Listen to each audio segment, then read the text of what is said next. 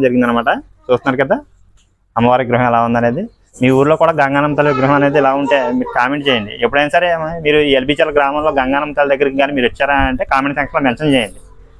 ఈ చుట్టుపక్కల ఎవరైనా వీడియో చూస్తున్నా కూడా కామెంట్ చేయండి. చూస్తబడి దూరం వచ్చి ఇస్తున్నాం అనమాట. చూసారు కదా ఫ్రెండ్స్, ఇప్పుడు అమ్మవారిని లోపల చూపించాము. ఇప్పుడు మనం అనేది అక్కడ కాలు కడుక్కుని గుడి లోపలికి వెళ్ళే ప్రయత్నం చేద్దాం. ఇప్పుడు చూపిస్తాను రండి. మనం ఎలా వెళ్ళామంటే ఇక్కడ మనకి వాటర్ ఫెసిలిటీ ఉంది. మనం అనేది ఇక్కడ కాలు శుభ్రం చేసుకుని అమ్మవారి దర్శనం చేసుకుంటాం. కానీ అవకాశం ఉండదు అనమాట. ఇలా వాటర్ ఉంటుంది, డ్రమ్ అనేవి ఉంటాయి. మనకి ఇప్పుడు నిత్యం వాటర్ అనేది ఇక్కడ కరువు అనేది ఉండదు అనమాట. చూస్తున్నారు కదా. ఇప్పుడు గుడి లోపలికి వెళ్దాం పదండి. అమ్మవారి విగ్రహం అనేది చుట్టుపక్కల మన ఏరియాలో ఉన్న గంగానమ్మ తల్లి గుళ్ళు కంటే కూడా ఈ గుడి అనేది చాలా డెవలప్మెంట్ చేయడం అనేది జరిగింది. చూస్తున్నారంటే మీకు చాలా ప్రశాంతంగా ఉంటుంది అనమాట ఇక్కడ.